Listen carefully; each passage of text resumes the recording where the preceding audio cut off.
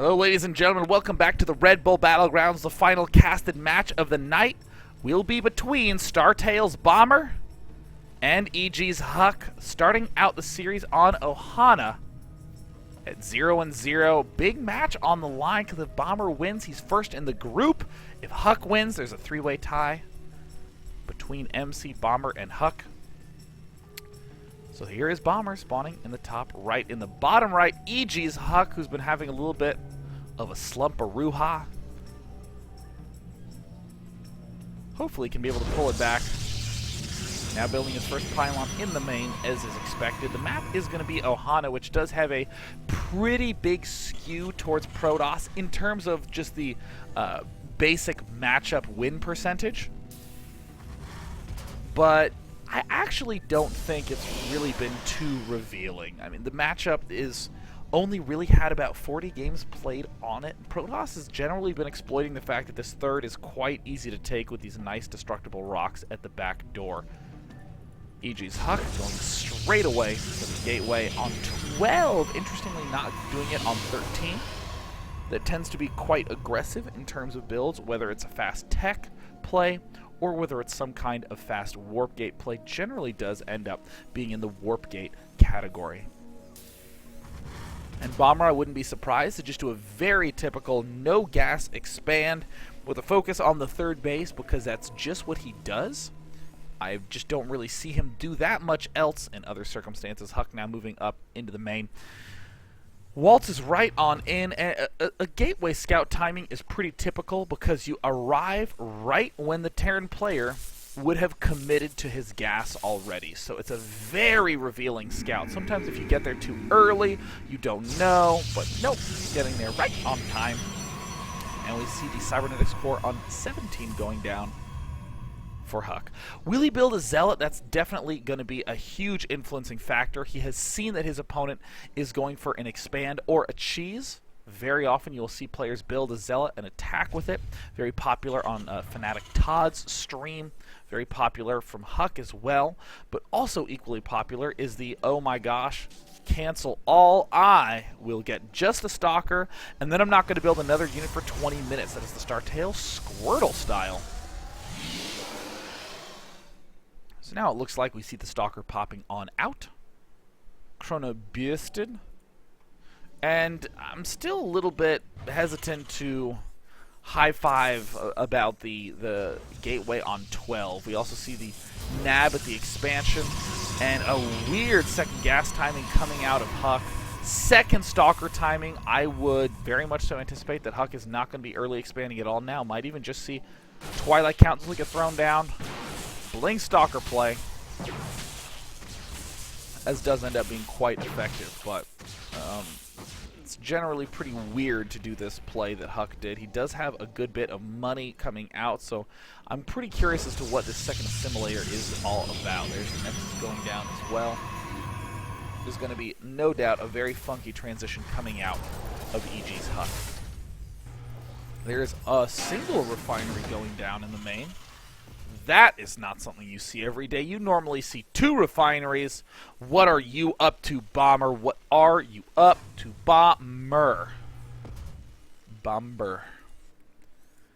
Now HuK is advancing up to the top. Uh-oh. Oh, what the micro? Oh, that is not the micro right there, but does manage to successfully pick off a single Marine at the cost of losing almost both his Stalkers. And now we see HuK trying to engage again, loses 1 and 2. Oh, oh, oh no.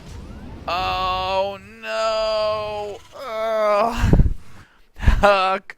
You know, I will state, I want to just sort of qualify my commentary at this point in time. I've been up since 7:30 scrambling for the production that began at 1, and it is now 1.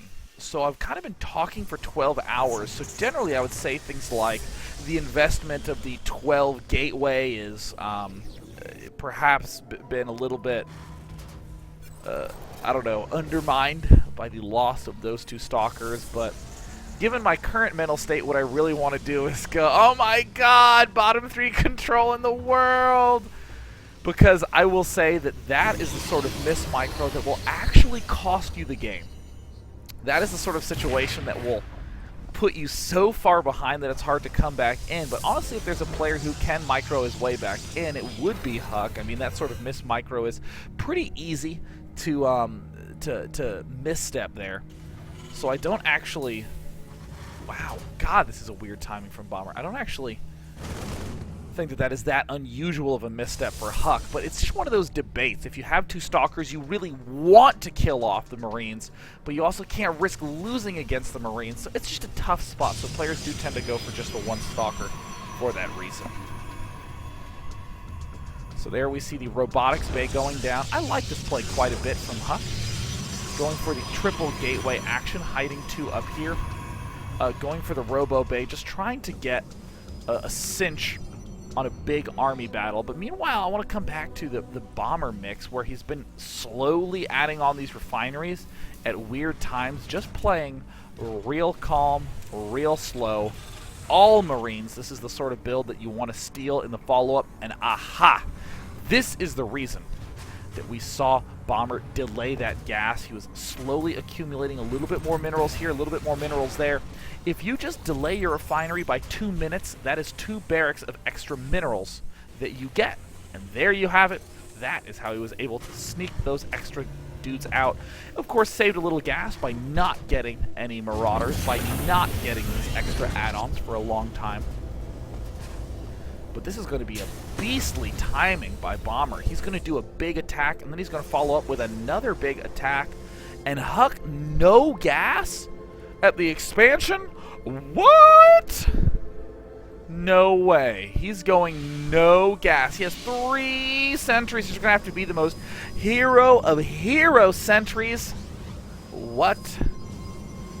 Oh my God. I asked my friend Derpina what she thought about this no gas, and she was like, what?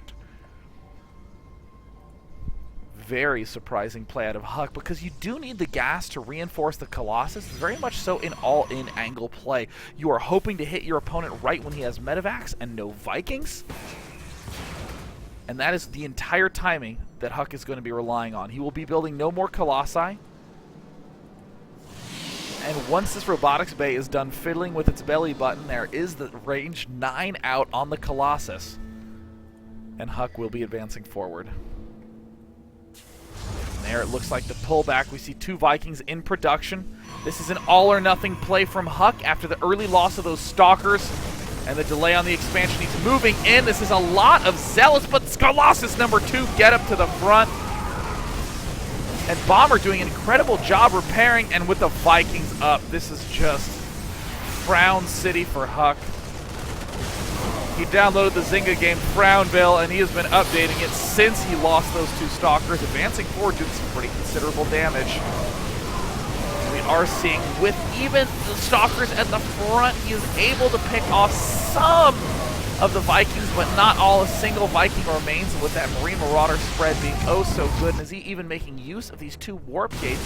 I'm just not seeing any reinforcing Zealots. 1 Colossus falls, 2 Colossus falls.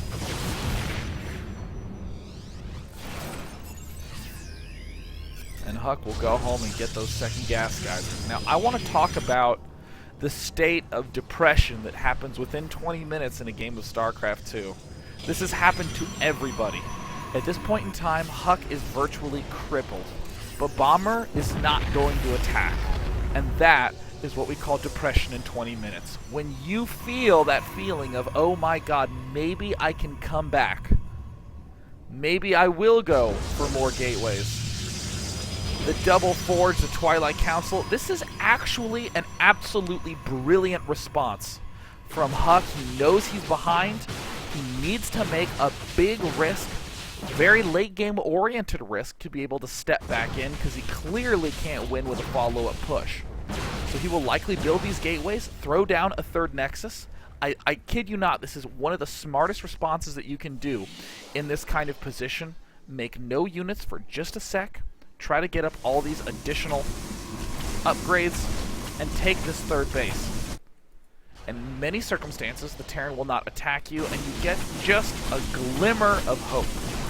just a slight glimmer. There's the third base going down. But in this circumstance, Bomber did go for barracks 4 and 5. This is the only reason he's standing. HuK's all-in would have worked. This follow-up would have worked, but now he's coming to the front. And HuK's got to get a bunch of speed zealots up, and he has to chrono boost that charge. He needs to. Just maximum chrono boost. Now has the 9 warp gates down. In my eyes, that's the perfect number of warp gates. Because of my name, said Sean in a very obvious fashion, undermining all those who understood the joke in the first place, disappointing those who didn't get it in the first place as well. There's the doom drop. The doom of Damocles has landed on the head of HuK. He still needs another 12, 11 seconds on that speed.